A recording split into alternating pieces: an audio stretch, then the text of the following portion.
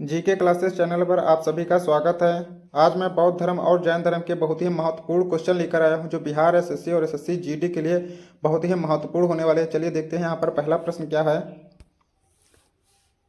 यहाँ पर पहला प्रश्न दिया हुआ है, जैन परंपरा के अनुसार जैन धर्म में कुल कितने तीर्थंकर हुए हैं।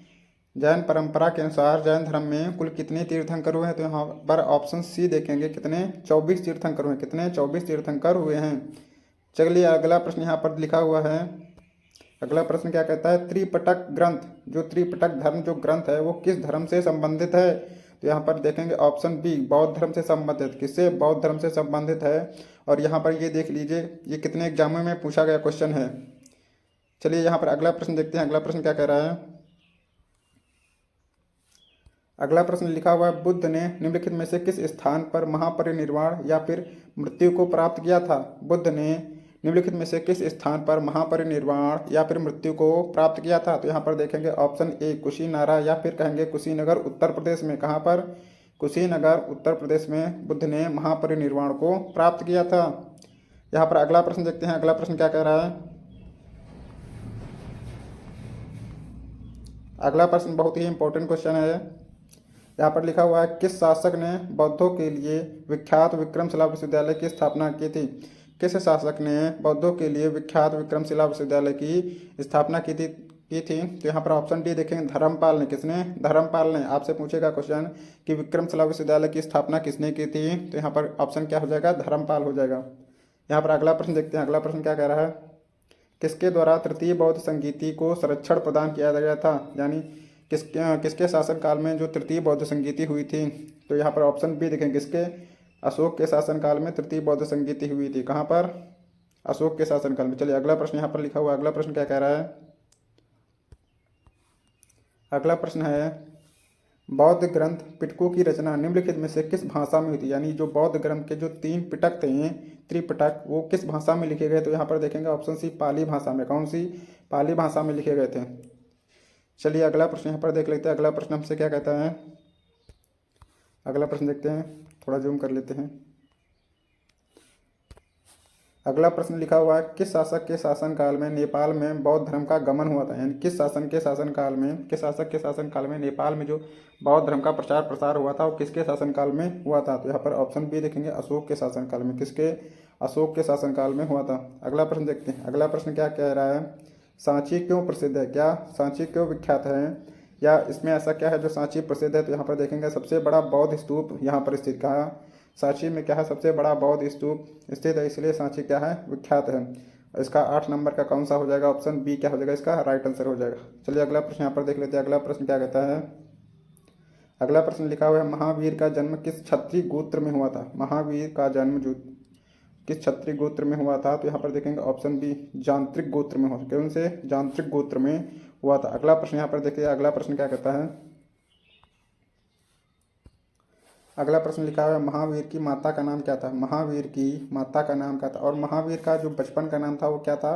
वर्धमान था। क्या? वर्धमान था। और महावीर की माता का नाम क्या था? त्रिशला था। कौन सा था? त्रिशला था। और ये किस क्षत्रिय गोत्र वंश थे? जांत्रिक गोत्र वंश थे। ठीक है, अगला प्रश्न यहाँ पर देख लेते हैं, अगला प्रश्न क्या है।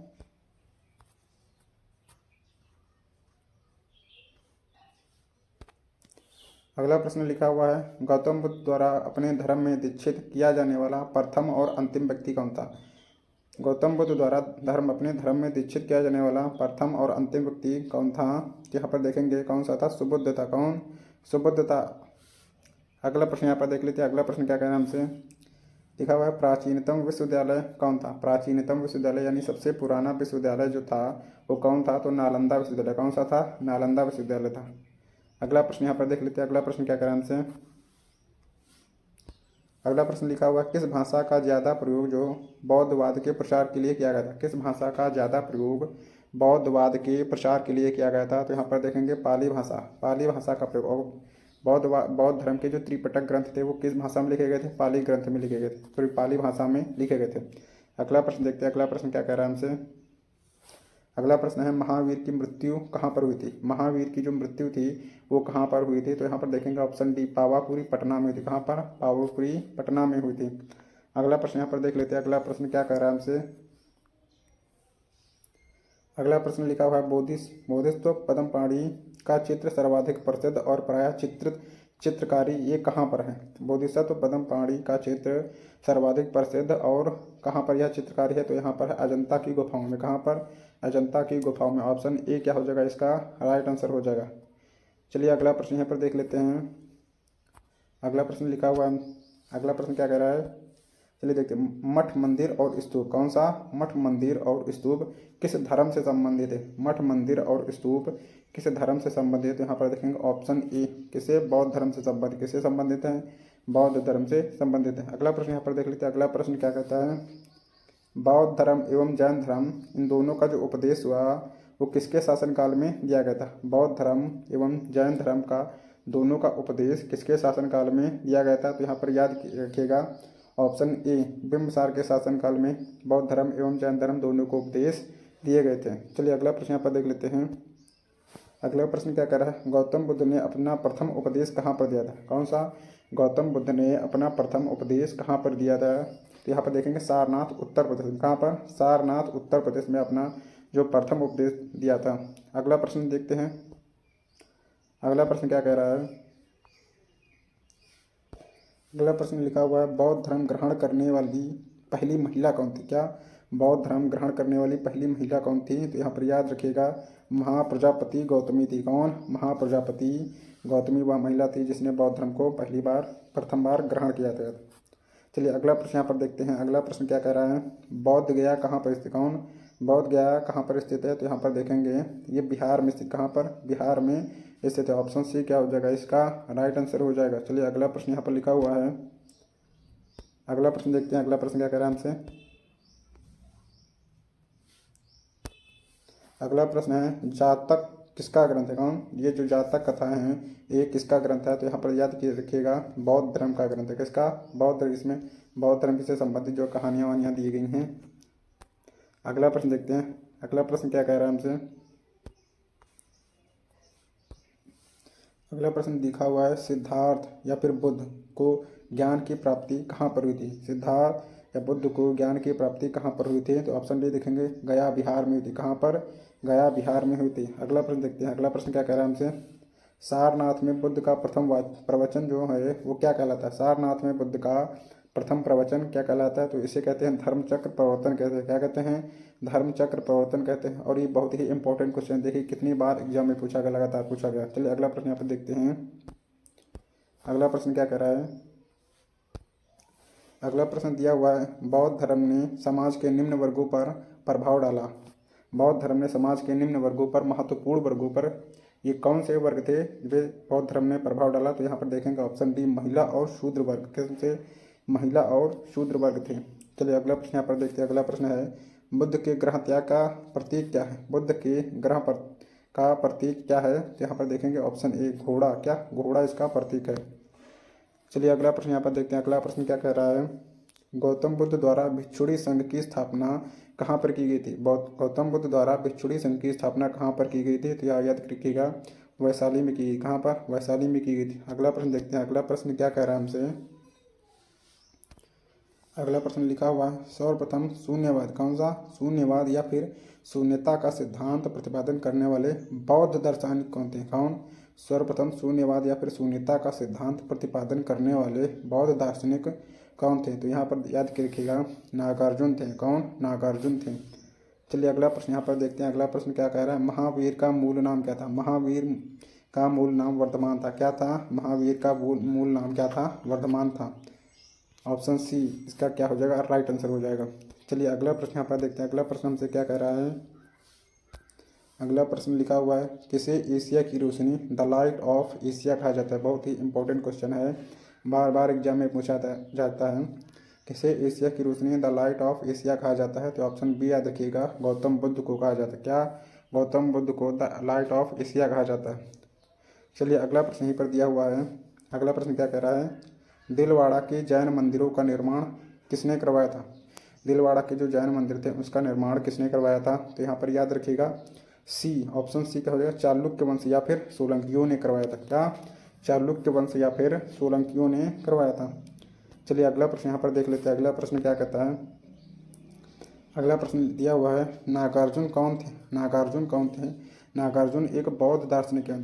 कौन थे? नागार्जुन एक बौद्ध दार्शनिक थे जिन्होंने कौन सा शून्यता का सिद्धांत दिया था या फिर शून्यवाद का सिद्धांत दिया था। चलिए अगला प्रश्न यहाँ पर देख लेते हैं। अगला प्रश्न क्या कह रहा है हमसे। अगला प्रश्न दिया हुआ है, जैन परंपरा के अनुसार महावीर कौन से तीर्थंकर हुए थे? जैन परंपरा के अनुसार महावीर जो थे वो कौन से तीर्थंकर हुए थे? तो यहाँ पर याद रखिएगा 24वें और अंतिम तीर्थंकर हुए। कौन? 24वें और अंतिम तीर्थंकर हुए जो कौन थे? महावीर। और महावीर के बचपन का नाम क्या था? वर्धमान था। कौन? वर्धमान था। चलिए यहाँ पर अगला प्रश्न देखते हैं। अगला प्रश्न क्या कैसा जानते हैं। यहाँ पर लिखा हुआ है, जैन धर्म का आधारभूत बिंदु क्या है? कौन सा? जैन धर्म का आधारभूत बिंदु क्या है? तो यहाँ पर याद रखिएगा अहिंसा। कौन? अहिंसा जैन धर्म का क्या है? आधारभूत बिंदु है। यहाँ पर देखते हैं अगला प्रश्न क्या कहता है, जियो और जीने दो का नारा किसने दिया? या फिर कह सकते हैं जियो और जीने दो, ये किसका आदर्श वाक्य है? तो यहाँ पर याद रखिएगा किसका आदर्श वाक्य है? महावीर स्वामी का। इसका महावीर स्वामी का आदर्श वाक्य है। यहाँ पर अगला प्रश्न देखते हैं। अगला प्रश्न क्या कह रहा है हमसे।